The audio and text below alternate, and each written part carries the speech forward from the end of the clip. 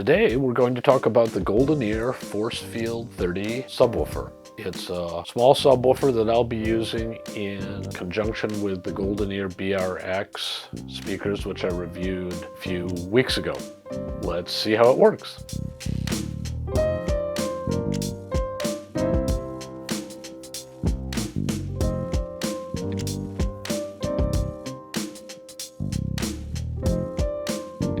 Hello, ladies and gentlemen. I'm Tom Martin, executive publisher of The Absolute Sound and a reviewer here on the TAS YouTube channel. I'd like to make you aware of an offer to get our weekly newsletter simply by providing your email address through the link that's on screen right now, or there's a link in the show notes below. Twice a week, we will send you written audio reviews, music reviews, news of new audio gear, and our 3 times a year Editor's Choice, Product of the Year, and Golden Ear Awards so that you can find the best audio equipment that's currently on the market. It's easy to sign up, and we hope you'll join us. Now back to the show. This review of the GoldenEar ForceField 30 is part of our Seeking Subwoofers series. Subwoofers are an interesting beast. They can make a difference in a lot of systems. Finding a good one is hard. We're on a search for good subwoofers. And I'm pleased to say the punchline today is I think the ForceField 30 is one of those. It's relatively inexpensive, so I'm calibrating my comments to keep its $800 price point in mind. But for $800, it makes a positive difference and is relatively easy to set up. And those two things together mean I think a lot of people will be able to get value from this subwoofer. The GoldenEar ForceField 30 is, I would say, fairly typical small box woofer. We'll talk more in a moment about maybe the difference between woofers and subwoofers, but it's about a foot square on the front panel. I think it's 11 and something by 12 point something high, and about 16 inches deep. So it's small, but not tiny. Relatively easy to place in your room. My room is a little 2,200 square feet, and I found a place for it. If you have a lot of equipment and if you have big speakers, you kind of quickly get down to there's only a few places the subwoofer can go, so having it be small is a handy thing. It's powered, so there's a Class D amplifier inside. It is a ported speaker. It actually technically isn't ported, it's a ported alignment. It uses a passive radiator, which is on the bottom, so you don't see that at all. The back has the controls and the heat sinks and the connections. The front has a grill where the main 8-inch radiator plays, and on the bottom is auxiliary base radiator, which supports the output of the speaker at the port or the passive radiator. Speakers like this make a heck of a lot of sense. When you look at them and see how much you get, you kind of almost can't believe what a good deal it is. I like the fact that there was grill cloth on the bottom. It's not cloth, actually. It's a perforated metal, I believe.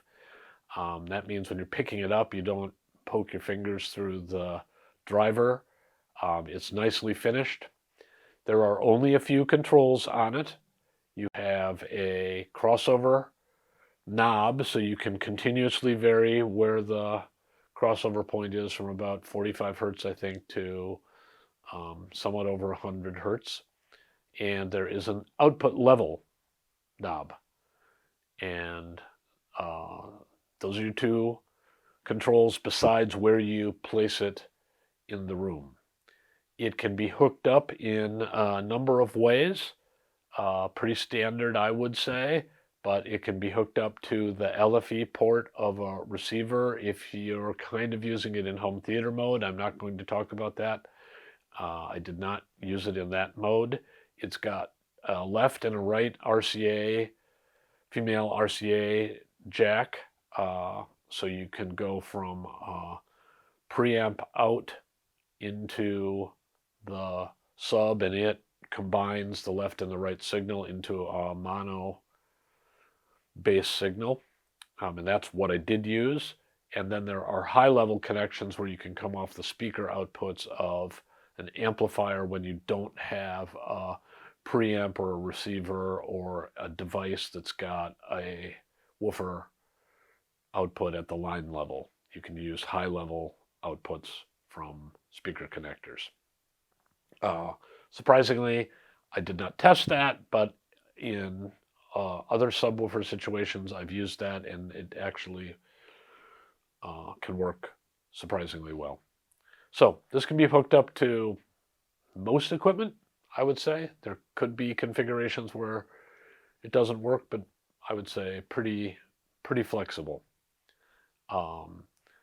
So that's how it works. I would like to tell you the secret sauce in here, but I'm not sure what it is. Here's what I'll say about that. GoldenEar makes a number of tower speakers that have, in their parlance, built-in subwoofers. Okay, I'll talk more in a minute why I like or don't like that idea, but I've heard a number of their tower speakers, and their bass performance is very good. So GoldenEar knows something about the design and tuning of cabinets, drivers, port frequencies, crossover roll-offs that makes it possible to get very good bass performance quite frequently out of their products, which aren't radically expensive.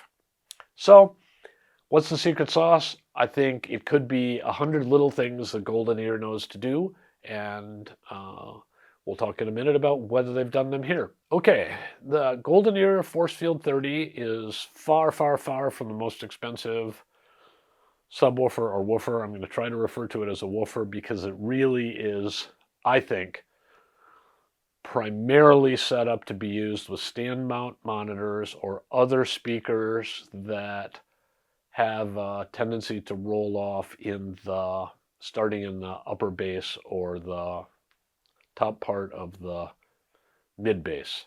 So calling it a subwoofer is, I think, a little bit of a misnomer. Maybe you don't care, but just so we're clear, this is not a woofer that I think is optimized. You could use it for that, but it's not optimized for doing 20 to 40 hertz when you've got pretty darn full range speakers that go all the way down to 35 cycles, let's say, and are flat at 105 dB to 35. That's, yeah, if you've got that, this speaker isn't going to help you, I don't think.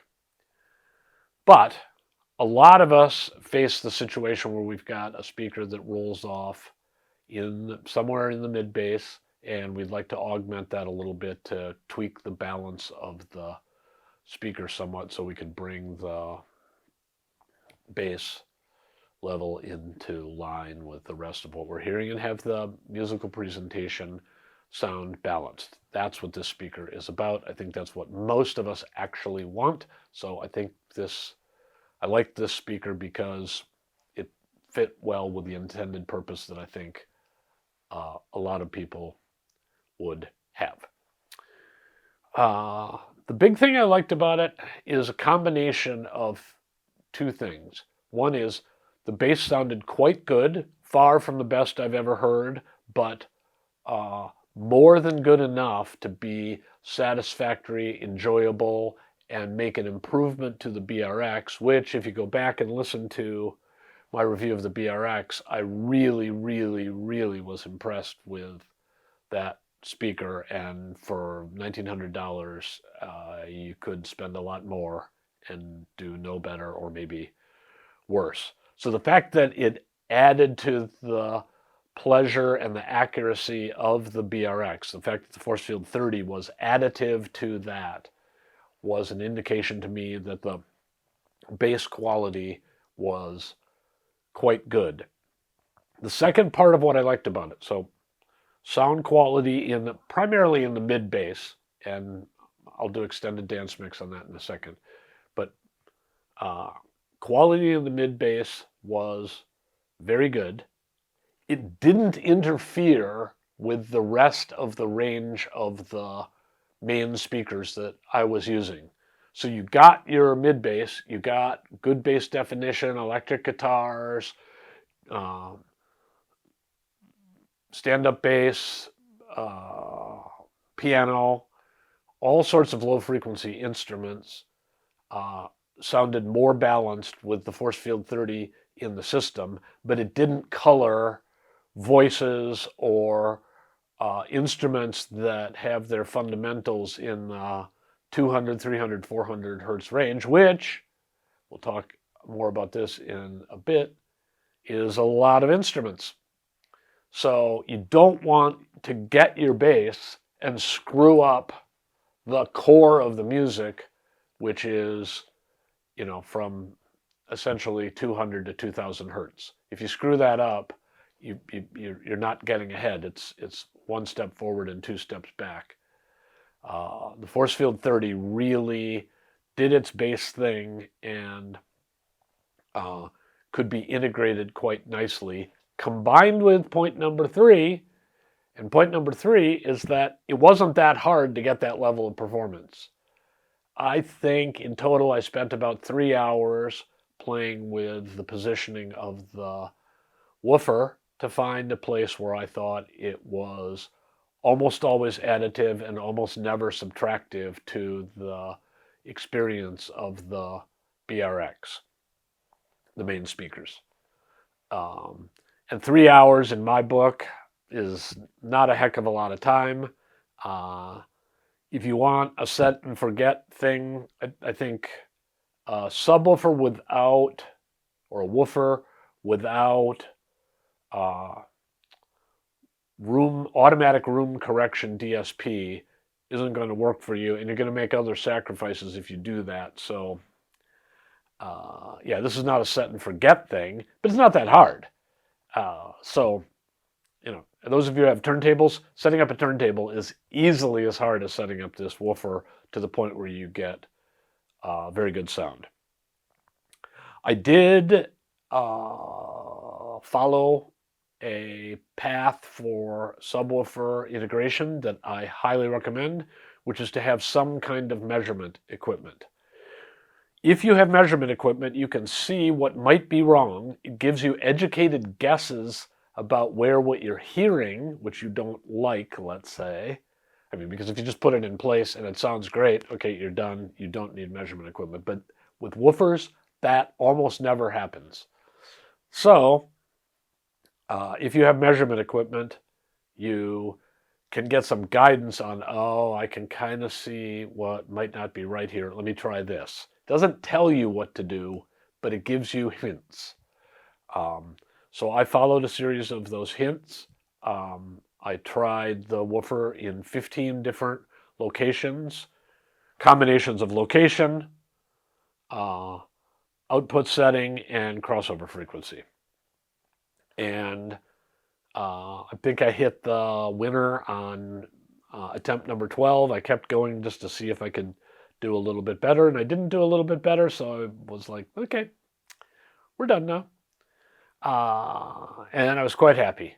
I listened to a wide range of music with bass and also just vocals and orchestral music where I wanted to make sure the ForceField 30 wasn't screwing things up, and I was quite happy with the results. What I found, just as an aside, so you know what was happening for me, and I want to say very clearly, reviewing woofers is significantly a review of the room and the placement of the other speakers in the room, and your mileage may vary. Your mileage is highly likely to vary. So I'm giving you this information as an analogy, not to tell you what will happen for you. So what I found was, when I measured just the BRX alone, I found that it was pretty solid down to 90, 100 hertz, and then it started a nice smooth roll off below that frequency. I think one of the reasons it was fairly easy to integrate the ForceField 30 with the BRX is you had a nice smooth roll off, not a lumpy, bumpy bass curve. Will you have that? I don't know. You probably aren't doing this with the BRXs, so, again, your mileage may vary, but that was a nice element of what I was trying to accomplish with these two speakers together. Anyway, so I had a nice smooth roll-off starting at the 90, 100 hertz range. I played around quite a bit. I got to a curve that I thought was genius. It was very smooth. It fixed some of the dips in the upper bass. And I thought, oh, Tom, you are so good. This is amazing. And it's only attempt number, I think, 9. Yeah. If only life were that easy. It was thick. The output was thick. It was heavy. It sounded unrealistic. Voices were cloudy. And yeah, it was kind of a mess. And what I had done was I had just gone for perfectly flat lower mid-range into the mid-bass, and for whatever reasons that did not work out in my particular situation. It just made it way too heavy and slow and turgid. I experimented a little bit more, lowered the crossover point, lowered the output level, and moved the woofer back so I would pick up a little bit more room gain. That gave me more output from about 110 hertz down to maybe 50 hertz. And my total gain, when you look at the curves, is output below 100 hertz gained about 10 dB. And that gave me good, solid bass. It looks like it rolls off in the curve, but it was good, solid bass using the test discs that I'm accustomed to, that I've heard on many, many, many, many, many systems. It worked out quite nicely.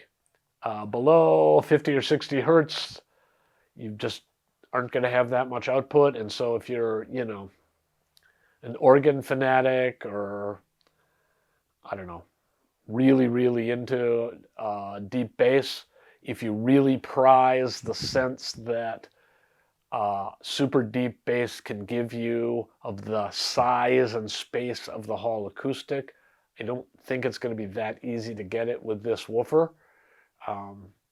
But it's $800 and it really adds musical value in my book.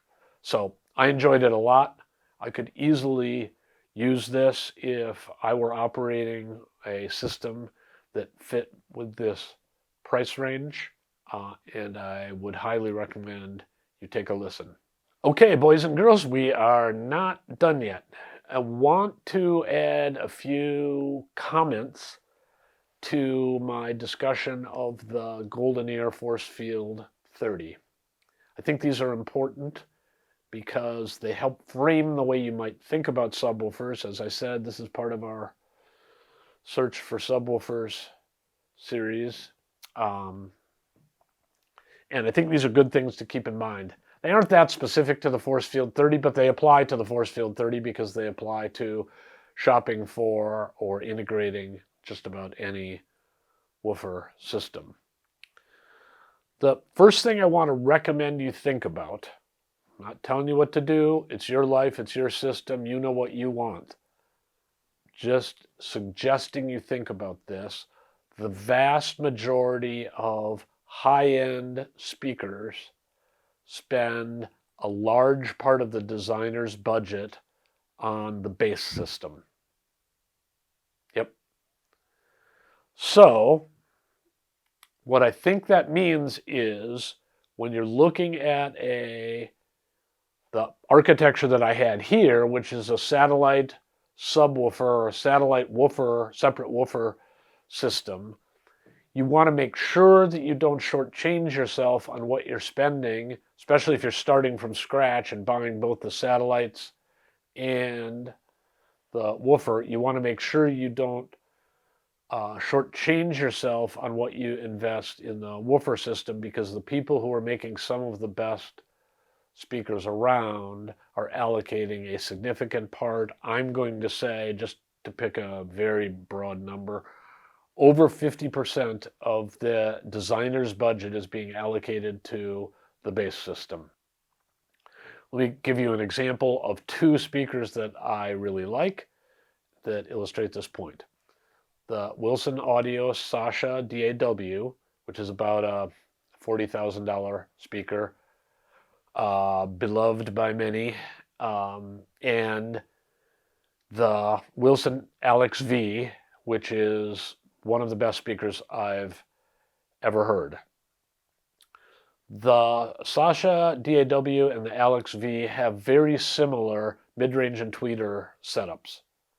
What differs is from the mid-range down. I'm going to call that the bass system, although it goes higher than what we would ordinarily think of as bass. What differs between the Alex V at 140,000 and the Sasha at 40,000 is mainly, not completely, but mainly the woofer system. Yes, if you look at our Wilson Audio factory tour, you will see that the bigger speakers get fancier crossovers, and there are other things that go into the recipe. But the point I'm trying to make is, very broadly, a lot of money is being spent on woofer systems. So if you go into this and say, well, let me spend $2,000 or $3,000 or $4,000 on the satellites, and then I'll spend $500 or $1,000 on the woofer system, you might be shortchanging yourself. So I say this just to make it a consideration for you, that you think about almost reversing that and spending as much or more money on the woofer system than you do on the satellite system itself. I'm not saying that's better. I'm not saying it's automatically the right answer. I just want to make sure you consider that, because especially as you get very good satellites, improving that part of the system may be hard, and improving the bass part of the system, where a lot of money needs to be spent on cabinetry and magnets and drivers, and you just need sheer numbers. I would say, I don't know if this is true to say that it's the optimal, but most of the research would suggest that the best woofer system is a 4-woofer system. I don't mean 4 woofers in a tower, 4 woofers spread around the room in very specific points. We'll come back to that in later episodes, but the woofer system is just naturally capable of being more expensive, so I want to make sure you can consider that. Okay, enough about that. You get the idea. Consider spending on your woofer, because it makes a real difference. Okay, so that's part A that I want to talk about. Part B that I want to talk about, that the ForceField 30 really brings up, is it is really nice to have a woofer system that is good enough to be modular. I referred a minute ago to the fact that using multiple woofers is probably the right answer. So when you're shopping for a woofer system, you want to consider, hey, would I be happy with this if I added a second one? Because that's a way to reduce the interaction with the room. But as I'm spending more money, am I gonna really regret that this is the right answer? I think with the ForceField 30, you probably wouldn't, again, barring the people who want subterranean bass. So one of the things I liked about the ForceField 30 was, I think it's got the potential to add a second woofer, but a limitation of the ForceField 30, which I'll mention right now, is it does not have a phase adjustment. So since there's no phase control, there are some limitations to how you're going to dial it in, and you might find the right placement in the room, for example, but you might want to tweak the phase And the only way really that I can think of to tweak the phase on the ForceField 30 is by moving it, and that might change the output and so on. So if you're going to stick on a budget, it's great. If you're considering this as a first step in building a very high quality bass system, I think you might want to look for a woofer that's got a phase control. The third element I'll mention here is that I think that DSP in the subwoofer can have advantages. We're going to experiment with that down the road in a subsequent review, but you should just know this is a subwoofer that does not have DSP room correction built into it. One of the things I like about satellite subsystems is you can run the satellites fully, I'm going to call it analog.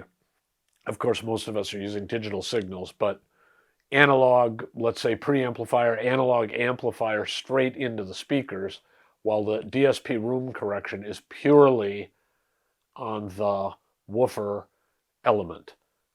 That is another thing you don't get in the ForceField 30. Again, I still don't know how they do it for $800. So of course, you're not going to have everything.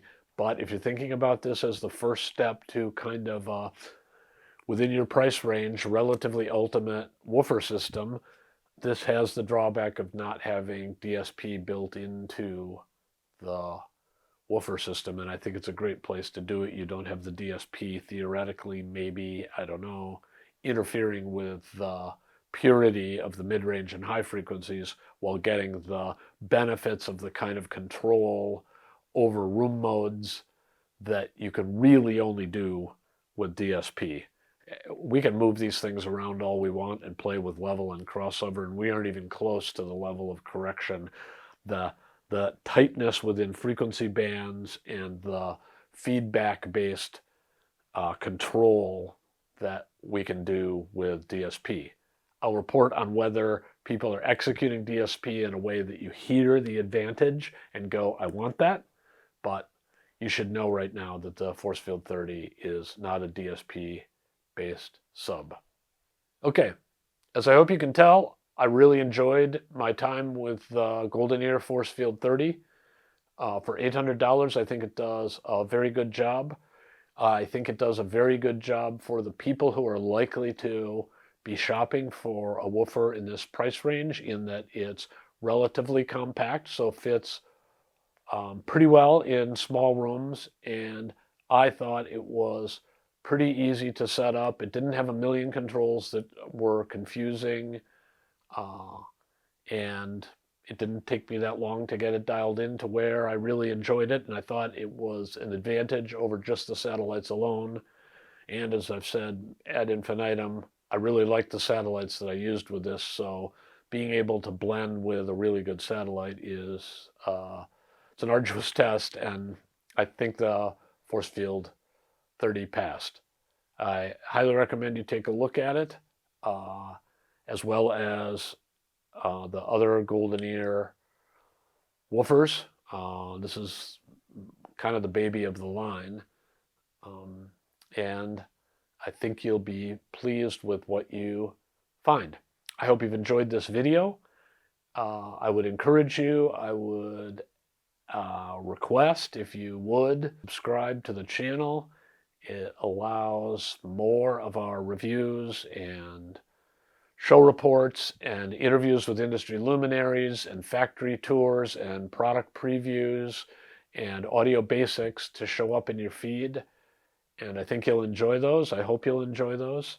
Thanks for watching. We really appreciate it.